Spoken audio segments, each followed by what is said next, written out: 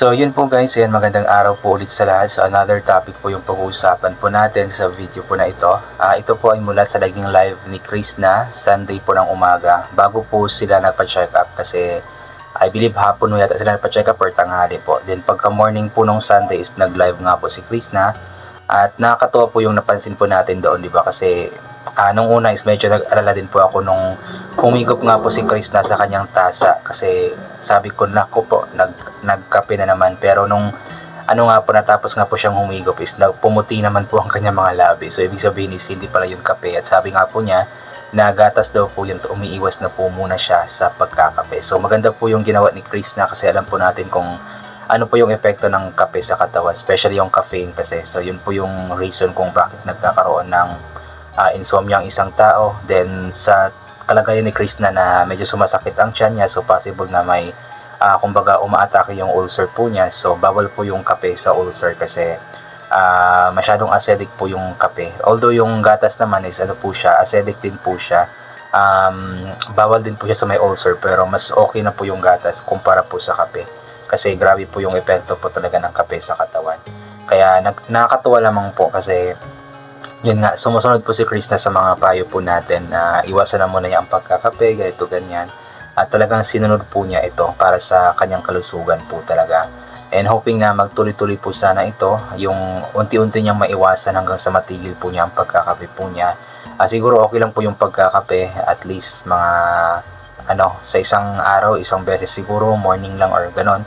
Huwag yung kada galaw, kada kain, kape-kape kasi parang ganoon po yung ginagawa ni Chris na, diba? Kasi mga ilang beses daw po siya nagkakape sa isang araw. So okay po yung ganoon, kumbaga dahan-dahan po niyang iwasan hanggang sa mahinto po niya kung kakayanin po niya. Then may gatas naman po, pero yung gatas naman is dapat minimal lang din po ang pag-inom niya ng gatas kasi mahirap din naman na palagi siyang maggagatas tapos yung maapektuhan naman po yung kanyang tiyan naman kasi nga nakaka-apekto rin po ito sa ulcer kung may ulcer po siya, di ba? Pero yun, nakakatawa lamang po, ulit ko kasi nga sumusunod po siya in hoping na maging yung ibang mga payo po natin sa kanya, yung pag-inom ng energy drink. Yung pag-energy drink pala is parang nabanggit na po niya last time na huminto na po siya sa pag-inom ng energy drink kasi iba din talaga yung epekto ng energy drink. At para sa akin po, yung energy drink po yung dahilan kung bakit nagkaroon po ako ng insomnia. At thanks God pala kagabi kasi nakatulog po ako ng maayos kagabi kasi nag-live diba ako kahapon.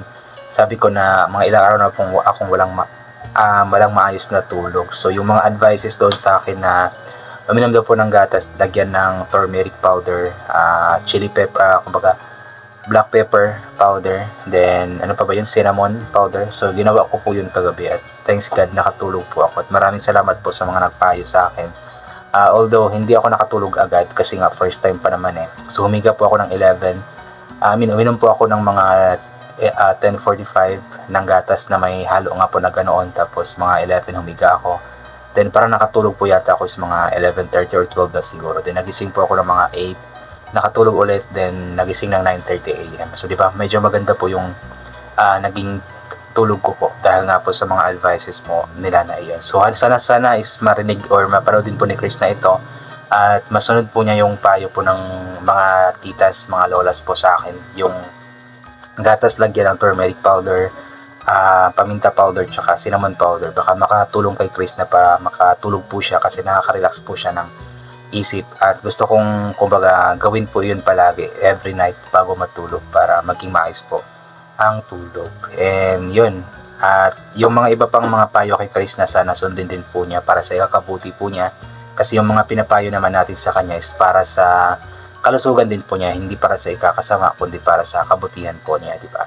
And alam ko naman na nagbabasa si Chris na ng mga comments po natin. So yun, sana makita po niya, mapanood po niya yung mga comments po natin sa kanya. And yun, abangan po natin sa update po nila kung ano na pong naging resulta ng check-up po niya kasi nagpa-check up na po sila kahapon Sunday. So sana is maayos lamang po yung resulta ng check-up po niya at walang gaanong or hindi masyadong grabe po yung dinaramdam po niya sa kanyang katawan. At kung ano yung payo ng doktor sa kanya, yun nga po inuulit ko, sana sundin po niya kasi mas makakabuti po yun sa kanya.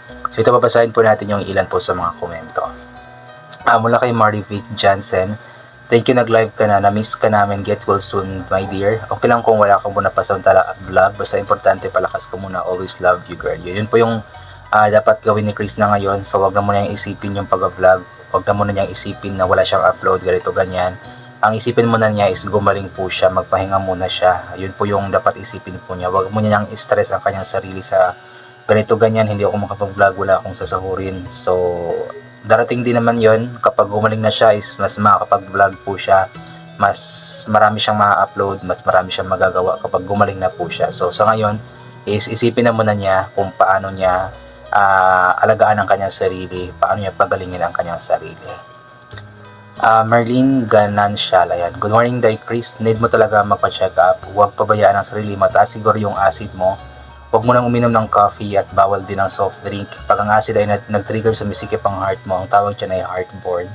Kaya magpa-check up ka na para mabigyan ka ng tamang gamot ng doktor. Health is wealth. Ingatan ang sarili para maabot ang pangarap. I pray healing for you in Jesus' name. Amen. God bless always. Yan. Yun po na, nakapag-check up na po siya. So itong itong live na Chris 9, ulit ko nga po. Sunday morning ito nung time na hindi pa siya nakapag-check up. Then pagka tanghali or hapon yata is nagpa-check up na po sila ni Ugdot. So yun. Hindi ko alam kung saan sila napa-check up, kung dito ba sa Kalinan or sa downtown or sa Davao City mismo. Pero kung saan man, ang importante is nakapapa-check up na nga po at nabigyan na siguro siya ng reseta ng tamang gamot na dapat po niyang inumin para gumaling po siya.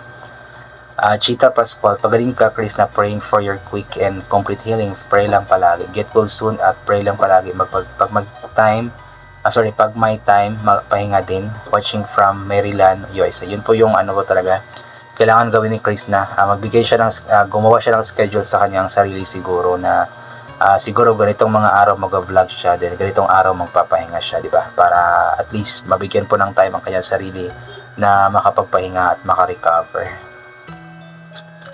Marilu Masgon, good morning Chris, na get well soon. Pag gumaling ka, huwag ka magbuhat ng mabigat ha, para maiwasan ang mga sakit sa katawan. Sa isa pa girl ka, ingat and God bless. Salamat Day Chris na nag-live ka. Alam mo, nag-pray talaga ako kanina early morning na maging maayos ang kalagayan mo. Yun po yung pagbubuhat din po ng mabibigat, isa rin po yun. So iwasan na rin ni Chris na magbuhat ng mabigat kasi nga po, delikado din po yun para sa kanya, especially ngayon na may sakit nga po siya. So isa din siguro yung sa possible reason kung bakit nagkasakit siya, dahil nga po mahirap din naman magbuhat ng mabigat, diba? Talagang mabibinat yung yung katawan natin. So iwasan na rin po ni Chris na sana yung mabibigat, yung sobrang bigat talaga na pinapasan niya lagi, like yung basket paakyat sa bundok, mga 25 kilos daw po yun, diba? Ang bigat nun. Anel Manlunas, ayan. Blessed Sunday, Day Chris na ko. Kumusta naman imong paminaw? Ayaw pasagdi imong lawas, inday. Mas maayo jud kung magpa-check up ka sa doktor. Aron tagaan kang tama nga tambal. Ang pinjud permi paayo kasi imong sakit. God bless, Day Chris. Love ka na mo. Iwas sa kape og soft drinks. Good pa-check up ka na. Watching from Korea. I-translate po natin. Sabi mo niya dito, Blessed Sunday, Chris na. Kumusta naman ang iyong katawan? Huwag mong pabayaan ang katawan mo. At mas maganda lang po na magpa-check up sa doktor para mabigyan ng tama na gamot. Ingat palagi at magpagaling sa sakit. God bless Chris na love ka namin. Iwas sa kape at soft drinks. Ayan. So yun nga po, tama po yun. Importante talaga ng check up para mabigyan ng right gamot para sa mga sakit po niya. Ayan, yun nga. Nagpasalamat po tayo kasi kahapon nga po is nakapagpa-check up na nga po sila ni Ugdot Sunday nga po ng hapon, I believe. Elizabeth Gording, ayan, pakaingatan mo anak Chris na mahusay ang iyong kalusugan. Kung gaano mo kamahal ang pamilya mo, ganoon mo rin mahalin ang kalusugan, katawan mo. Pray, ask the Lord to help you with everything. You can't do it on your own. Kailangan kasama natin si Lord. Totoo po yun. Lahat po ng mga bagay na ginagawa po natin is dapat kasama po natin ang ating Panginoon. Lagi nating isa puso, lagi nating ilagay sa ating isip at puso. Na andyan po ang Panginoon na palaging gumagabay sa atin, palaging kasama natin sa lahat ng ginagawa po natin. And this time po na may sakit si Chris na, so importante rin po na mag-pray, magdasal, humiling ng healing at maghingi ng patawad kung may mga kasalanan naman po na nagawa sa kapwa o sa sarili. Marilo Di Tondoy, magpagaling ka Day Chris na huwag mong pabayaan ang sarili mo. Isa lang ang buhay natin, yan ang puhunan natin sa araw-araw, kaya tayo nagsisikap para sa pamilya. Totoo po yun. Talagang isa lamang po ang buhay natin, kaya dapat po talagang alagaan dapat bigyan ng time na makapagpahinga yung katawan. Kasi nga, sabi nga po nila na kung yung makina nga daw po ng isang machine is napapagod din at binibigyan ng pahinga, ay ganoon din daw po yung katawan ng tao. Dapat bigyan din po ng pahinga kasi hindi naman tayo robot na kahit na maano pa dyan, masaktan or maano pa yung katawan natin, okay lang kasi robot naman iyon. So tayo po kapag nagkaroon po ng sakit yung katawan po natin, so mahirap pong ganoon. At sana is hindi ganoon kalala din po yung sakit ni Chris na. Ayan. So yun po, I think hanggang dito na lamang po muna ito. God bless po and bye for now po.